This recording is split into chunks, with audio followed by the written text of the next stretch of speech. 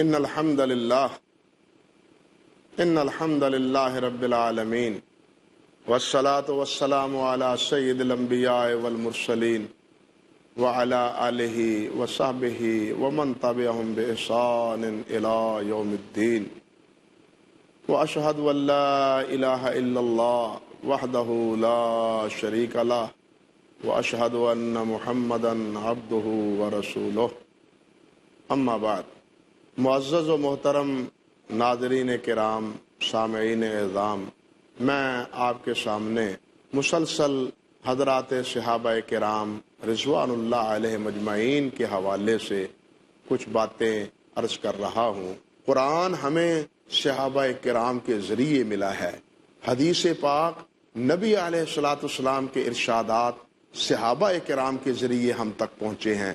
سب سے پہلا واسطہ، سب سے پہلا ذریعہ وہ حضرات صحابہ کرام رضوان اللہ علیہ مجمعین ہیں۔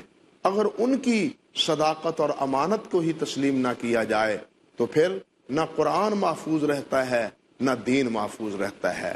اور یہی سبب ہے کہ اللہ سبحانہ و تعالی نے جس نے قرآن نازل کیا، جس نے یہ دین نازل کیا، اسی اللہ نے ان کے ایمان کی گواہی دی ہے۔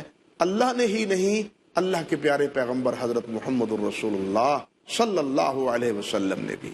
اب یہاں یہ بات بھی دیکھیے کہ صحابہ کرام وہ نفوس قدسیہ ہیں جن کے مقام و مرتبہ کو کوئی آدمی نہیں پا سکتا۔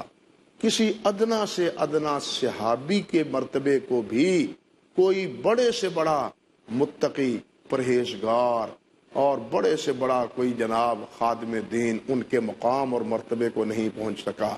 آپ دیکھیے لوگوں کے القاب ہیں، یہ کون ہے جی؟ شیخ الاسلام ہے، یہ سید الاتقیاء ہے، یہ امام الاتقیاء ہے، یہ امام الفقہاء ہے، سید الفقہاء ہے، یہ امام المحدثین ہے۔ یہ سارے القاب اپنی جگہ، لیکن کبھی سوچا یہ ایک ایک دو دو سطروں کے جتنے القاب ہیں بعد کے لوگوں کے لیے، بعد کے ائمہ ہدا کے لیے کتابوں میں لکھے ہوئے، کیا کسی صحابی کے نام پر بھی لکھے ہوئے ہیں؟ سوچنے کی بات ہے۔ کسی صحابی کے نام پر لکھے ہوئے ہیں؟ حضرت ابوبکر صدیق کا نام ہے اور لکھا ہے صاحب رسول اللہ صلی اللہ علیہ وسلم۔ ابو بکر و عمر و عثمان، ان کا سب سے بڑا اعزاز کیا ہے کہ یہ رسول اللہ کے صحابی ہیں۔ گویا صحابی کہہ لینے کے بعد اب کسی اور اعزاز اور اکرام اور کسی اور نسبت اور کسی اور لقب کی ضرورت ہی باقی نہیں رہتی، کسی اور لقب کی ضرورت ہی باقی نہیں رہتی۔ جب کسی کو صحابی کہہ دیا تو گویا سب کچھ اس میں آ گیا، ان کا تزکیہ بھی ہو گیا، وہ معلم بھی بن گئے، وہ محدث مفسر بھی بن گئے۔ اللہ اکبر کبیرہ۔ اور ان کے اس مرتبے اور ان کے اس مقام کو بعد کا کوئی آدمی بھی پا نہ سکا، بلکہ امام احمد بن حنبل رحمۃ اللہ علیہ وہ بھی فرماتے ہیں لسنا نقیس باصحاب رسول اللہ صلی اللہ علیہ وسلم احدا، کہ ہم صحابہ کرام کے مقابلے میں کسی کو قیاس نہیں کرتے، کسی کا کوئی تقابل نہیں ہے۔ جو مقام، جو مرتبہ حضرات صحابہ کو اللہ رب العزت نے عطا فرمایا ہے وہ بعد میں نہ کسی تابعی کو، نہ کسی تبع تابعی کو، نہ کسی امام کو، نہ کسی محدث کو۔ سب سے بڑا مرتبہ اور سب سے بڑا مقام وہ کس کا ہے؟ صحابی رسول کا ہے۔ اللہ اکبر کبیرہ۔ آپ دیکھیں نبی کریم صلی اللہ علیہ وسلم آپ بیمار ہیں، انہی عوارضات سے اللہ کے رسول بھی دو چار ہوتے تھے۔ اللہ کے رسول انسان تھے، آپ کو بھی انسانوں کی طرح بھوک لگتی تھی، آپ کو بھی پیاس لگتی تھی، تندرستی بیماری آپ کے ساتھ بھی گزرتی تھی۔ اسی طرح نبی علیہ السلام کو ضربیں آتی تھیں، آپ بھی تکلیف کو محسوس کرتے تھے۔ آپ فوق الفطرت انسان نہیں تھے بلکہ انسان تھے، اسی لیے آپ بیماری سے دو چار ہوئے۔ اللہ اکبر۔ صحابہ کرام پر غم اور اندوہ کے بادل چھٹ گئے کہ نبی علیہ السلام شدید بیمار ہوتے چلے جا رہے ہیں۔ اللہ اکبر۔ حضرت ابوبکر صدیق اور حضرت عباس رضی اللہ تعالی عنہما وہ جا رہے ہیں، انصار اپنے ایک ڈیرے پر بیٹھے ہیں اور سب انصار غم زدہ ہیں۔ ابو بکر اور عباس رضی اللہ تعالی عنہما انصار صحابہ سے پوچھتے ہیں کہ بھائیو تم کیوں فکر مند ہو، تم یہاں کیوں فکر مند بیٹھے ہو؟ تو وہ کہنے لگے ذکرنا مجلس رسول اللہ صلی اللہ علیہ وسلم، ہم رسول اللہ صلی اللہ علیہ وسلم کی مجلسیں یاد کر کر کے رو رہے ہیں کہ وہ اب مجلسیں شاید ہمیں نصیب ہوں یا نہ ہوں، وہ آپ کی مصاحبت ہمیں نصیب ہو یا نہ ہو، آپ کے ساتھ اٹھنا بیٹھنا ہمیں نصیب ہو یا نہ ہو، آپ کی یادیں یاد کر کر کے ہم رو رہے ہیں۔ اللہ اکبر کبیرہ۔ عباس رضی اللہ تعالی عنہما یہ انصار صحابہ کی کیفیت دیکھ کے نبی علیہ الصلوۃ والسلام کے ہاں آپ کے گھر مبارک میں جہاں لیٹے ہوئے تھے وہاں حضرت عباس اور حضرت ابو بکر صدیق پہنچتے ہیں۔ وہاں کیا ہے، دونوں ساتھی جا کے حضرت عباس اور ابو بکر نبی علیہ السلام سے صحابہ کرام کی فکر مندی، انصار صحابہ کا رونا، آپ کو یاد کر کر کے دل برداشتہ ہونا، یہ نبی علیہ السلام سے ساری حکایت ان دونوں ساتھیوں نے کر دی۔ اس کے بعد کیا ہوا، صحیح بخاری میں ہے کہ فخرج رسول اللہ صلی اللہ علیہ وسلم، نبی علیہ السلام نے بستر مبارک چھوڑا، اپنے گھر سے نکلے، وقد عصب علی راسہ حاشیۃ برد، آپ کا سر درد ہو رہا تھا اور سر درد کی وجہ سے آپ نے اپنے سر کو ایک کپڑے سے باندھا ہوا تھا۔ صحابی فرماتے ہیں فصعد علی المنبر، نبی علیہ السلام منبر مبارک پر تشریف لے گئے، وَلَمْ يَصْعَدْ بَعْدَ ذَلِكَ الْيَوْمِ، اور یہ آخری بار تھی جب آپ منبر مبارک پر تشریف لے گئے، اس کے بعد پھر دوبارہ آپ منبر مبارک پر تشریف نہیں لائے بیماری کی وجہ سے۔ فرماتے ہیں فَحَمِدَ اللَّهَ وَأَثْنَى، اللہ کی حمد کہی، اللہ کی تعریف کہی، ثُمَّ قَالَ، پھر نبی علیہ الصلوۃ والسلام نے فرمایا کہ میں تمہیں انصار کے بارے میں وصیت کرتا ہوں، یہ میری جند جان ہیں۔ اللہ اکبر۔ فرمایا میں تمہیں انصار کی وصیت کرتا ہوں، فَإِنَّهُمْ قَرَشِي وَعِبَتِي، یہ میرے کیا ہیں، جند جان ہیں، یہ میرے رازدان ہیں، جان و جگر ہیں، انہوں نے اپنا عہد پورا کر دیا۔ اب دیکھیے آخری دور ہے، آخری لمحات ہیں، آخری بیماری ہے، آپ کیا فرماتے ہیں، انصار نے اپنا وعدہ پورا کر دیا۔ فرماتے ہیں وَبَقَى الَّذِي لَهُمْ، اور ان کے لیے جو وعدہ تھا انہیں جنت دینے کا وہ باقی رہ گیا، انہوں نے اپنا عہد نبھا دیا، باقی وعدہ جو ہے وہ انشاءاللہ وہ پورا ہوگا۔ فرماتے ہیں فَأَقْبَلُوا بِمُحْسِنِهِمْ وَتَجَاوَزُوا عَنْ مُسِيِّئِهِمْ، کہ اگر ان میں سے کوئی گناہ کر لے، غلطی کر لے تو درگزر کیا کرو، اور جو نیکوکار ہیں ان کی بات کو قبول کرو، ان کی قدردانی کرو، ان کی حوصلہ افزائی کرو۔ گویا نبی علیہ الصلوۃ والسلام نے آخری دور میں، آخری ایام میں صحابہ کرام اور بالخصوص انصار کے بارے میں کیا فرمایا کہ ان سے درگزر کیا کرو، ان سے درگزر کیا کرو۔ اگر ان سے کوئی غلطی ہو بھی جائے جو حدود کے دائرے میں نہیں آتی، حدود کے دائرے میں آئے تو پھر تو اللہ کی حد اور اللہ کا حکم نافذ ہی ہوگا، لیکن جو حدود کے دائرے میں نہ آئے، کوئی خطا یا کوئی غلطی ہو جائے تو تم درگزر کرو۔ یہ درگزر کرنے کا آخری ایام میں نبی علیہ الصلوۃ والسلام نے حکم دیا ہے۔ لیکن کیا یہ انصار رضوان اللہ علیہ مجمعین کی کوئی تخصیص ہے؟ بالکل نہیں، بلکہ یہی حکم وقتاً فوقتاً دوسرے صحابہ کے بارے میں بھی نبی علیہ السلام نے فرمایا کہ ان سے درگزر کرو۔ میرے کہنے کا مقصد یہ تھا کہ اللہ کے رسول نے امت کو، صحابہ کو فرمایا میرے انصار سے درگزر کرو، میرے صحابہ سے درگزر کرو، ان سے کوئی بات ایسی ہو جائے، غلطی ہو جائے تو اسے مت اچھالو، اسے زبانوں پہ مت لاؤ، اپنی زبانوں کو روک کے رکھو اور ان کے بارے میں کوئی نازیبا زبان پہ بات نہ لاؤ۔ نبی علیہ السلام نے اس سے روکا ہے، رسول اللہ صلی اللہ علیہ وسلم نے اس سے منع فرمایا ہے۔ اب دیکھیے حضرت ابو بکر صدیق ہیں، حضرت عمر فاروق ہیں رضی اللہ تعالی عنہ، صحیح بخاری میں روایت ہے۔ حضرت ابو بکر صدیق دونوں بھائی ہیں، بڑا پیار اور محبت اور الفت ہے، دونوں نبی علیہ السلام کے بڑے کہنا چاہیے مشیر ہیں۔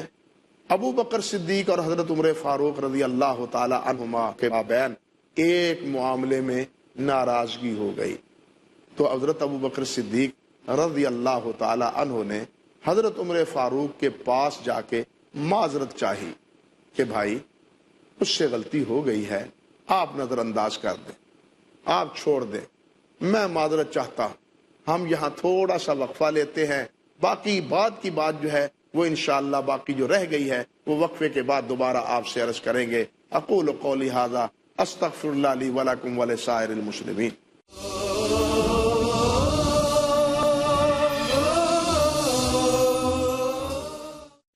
السلام علیکم ورحمۃ اللہ وبرکاتہ۔ میں آپ کے سامنے حضرات صحابہ کرام کے درجے اور مرتبے کے حوالے سے گفتگو کر رہا تھا، اور اسی حوالے سے یہ بات بھی آپ سے عرض کی تھی کہ نبی کریم حضرت محمد الرسول اللہ صلی اللہ علیہ وسلم نے اپنی زندگی کے آخری لمحات میں برسر منبر صحابہ کرام کے سامنے جو خطبہ ارشاد فرمایا تھا اس پہ غور فرمائیے، جس کے بارے میں راوی کا بیان ہے کہ اس کے بعد نبی علیہ الصلوۃ والسلام اپنے منبر مبارک پر تشریف نہیں لا سکے۔ اس آخری خطبے میں جو کچھ آپ نے فرمایا ان میں ایک بات یہ بھی تھی کہ میرے انصار انہوں نے اپنا حق ادا کر دیا، اب انہیں جو کچھ ملنے کا وعدہ ہے وہ ان سے پورا ہوگا۔ میں تمہیں کہتا ہوں کہ اگر ان سے کوئی غلطی ہو جائے تو ان سے درگزر کرنا۔ میں نے عرض کیا تھا کہ حدود کے بارے میں نہیں، حدود الہیہ کے بارے میں نہیں، بلکہ آپس کے رنجشیں، کوئی خطائیں، آپس کی کوئی ناگفتنی باتیں، ایسے حوالے سے اگر کسی کے دل میں کوئی بات ہو تو آپ نے فرمایا اگر کسی انصاری سے کوئی غلطی ایسی ہو جائے تو اسے بھائی پیشگی معاف کر دیا کرو، نظر انداز کر دیا کرو، اور ان کے جو نیکوکار ہیں، اچھے ہیں، ان کی قدر افزائی کرو۔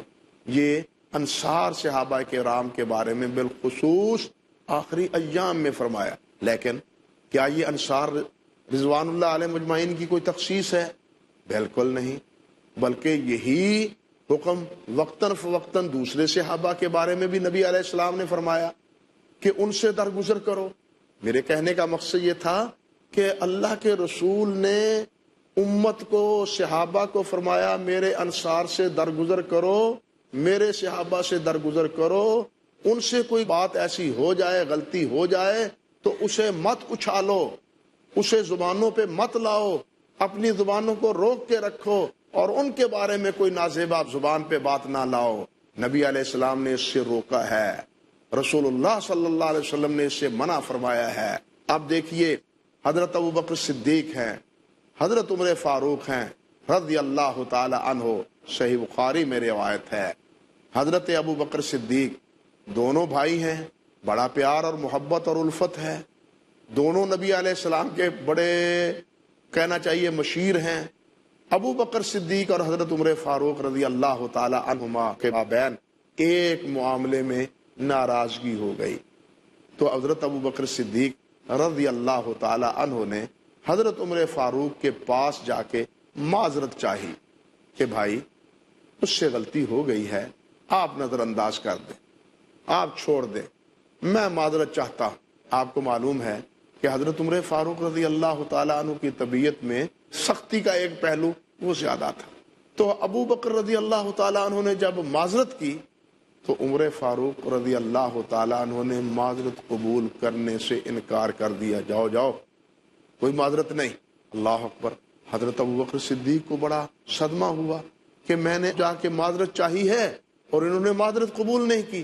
وہ سیدھے آئے سرکار دو عالم صلی اللہ علیہ وسلم کی خدمت میں کہ حضور مجھ سے خطا ہوئی، غلطی ہوئی، میں نے عمر سے معذرت چاہی لیکن عمر نے معذرت قبول نہیں کی۔ نبی علیہ الصلوۃ والسلام نے جب یہ بات حضرت ابو بکر صدیق رضی اللہ تعالی عنہ سے سنی تو آپ نے فرمایا یغفر اللہ لک یا ابا بکر، یغفر اللہ لک یا ابا بکر، ابو بکر اللہ تمہیں معاف فرما دے۔ اللہ کے رسول نے ابو بکر کے لیے بخشش کی دعا کر دی۔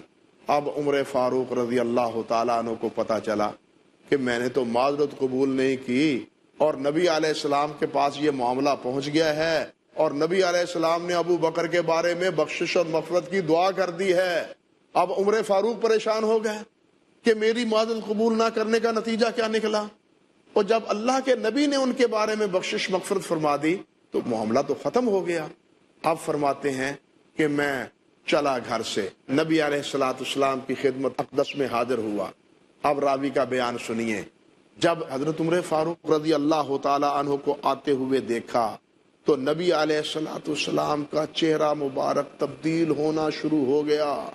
آپ کے رخ انور میں ناراضگی اور غصے کے آثار ابھر آئے، حتیٰ اشفق ابو بکر، حتیٰ کہ ابو بکر نے ڈر اور خوف محسوس کیا، اور ابو بکر اپنے دو زانوں گھٹنوں کے بل ہو کے گر گئے۔ فقال یا رسول اللہ، اللہ کے رسول مجھ سے غلطی ہوئی تھی، عمر سے غلطی نہیں ہوئی تھی۔ اندازہ کیجئے عمر بے قصور ہے، قصور میرا تھا، البتہ بات یہ ہے کہ عمر نے میری معذرت قبول نہیں کی تھی، غلطی میری تھی۔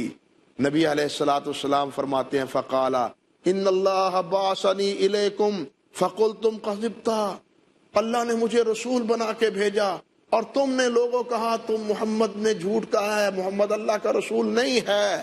وقال ابو بکر صدق، اور ابو بکر نے کہا اللہ کے رسول سچ کہتے ہیں، آپ اللہ کے سچے رسول ہیں، آپ نے کبھی غلط بات نہیں کہی۔ اللہ اکبر کبیرہ۔ غور کیجئے کہ ابو بکر کے ساتھ کتنی شفقت، کتنی محبت۔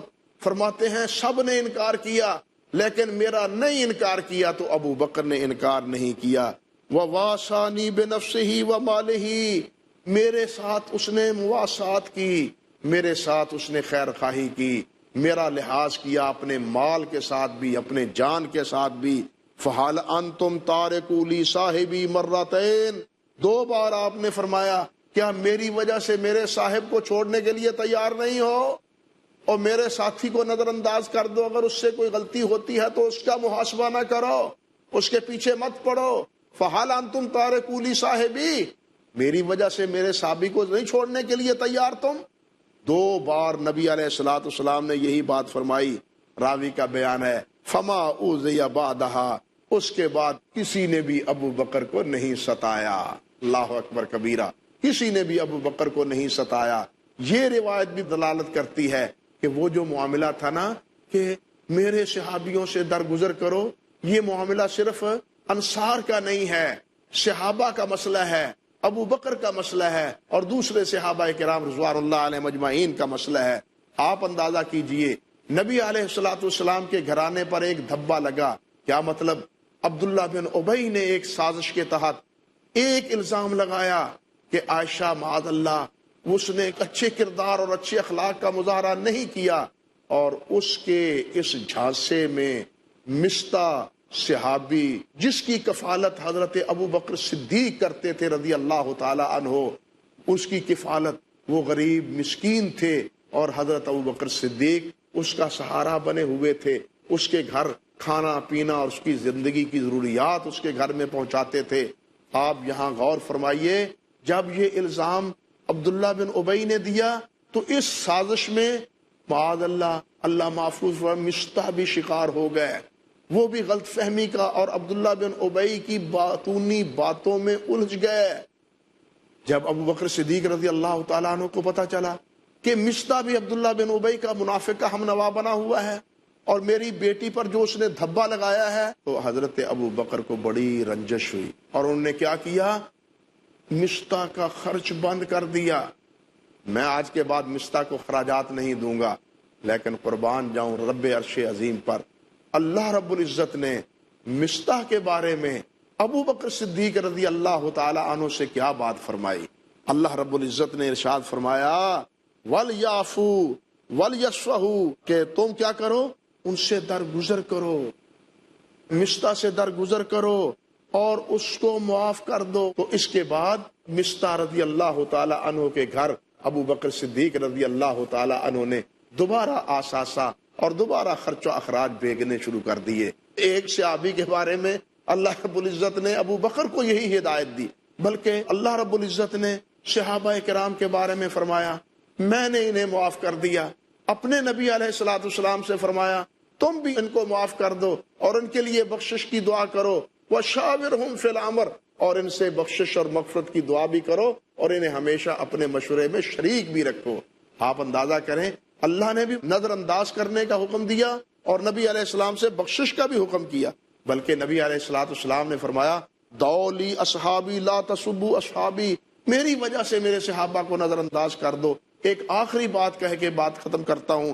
حضرت عبداللہ ابن مسعود سے روایت ہے، نبی علیہ السلام نے فرمایا اذا ذکر اصحابی فامسکوا واذا ذکر النجوم فامسکوا واذا ذکر القدر فامسکوا، فرمایا جب میرے صحابہ کا ذکر ہو خاموش رہو، جب تقدیر کا مسئلہ آئے خاموش رہو، جب علم نجوم کا مسئلہ آئے خاموش رہو، علم نجوم میں مت دخل دو، تقدیر میں مت بحث کرو، اسی طرح میرے صحابہ کے عمل و کردار کے بارے میں بھی بحث نہ کرو، وہاں بھی حرف گیری نہ کرو، اس میں بھی دخل اندازی نہ کرو، بلکہ کیا ہے فَإِذَا ذُكِرَ أَصْحَابِي فَامْسِكُوا، اس حدیث کو علامہ البانی نے بھی سلسلہ صحیحہ میں ذکر کیا ہے، اور یہ روایت طبرانی میں موجود ہے صحیح سند کے ساتھ، جس میں نبی علیہ السلام نے صاف صاف لفظوں میں یہ بات ارشاد فرما دی کہ اذا ذکر، مطلق طور پر کہ جب میرے صحابی کا ذکر ہو تو خاموش رہو۔ اب ہماری ذمہ داری ہے، امت کا فریضہ ہے کہ صحابہ کے بارے میں لب کشائی نہ کرے، زبان درازی نہ کرے،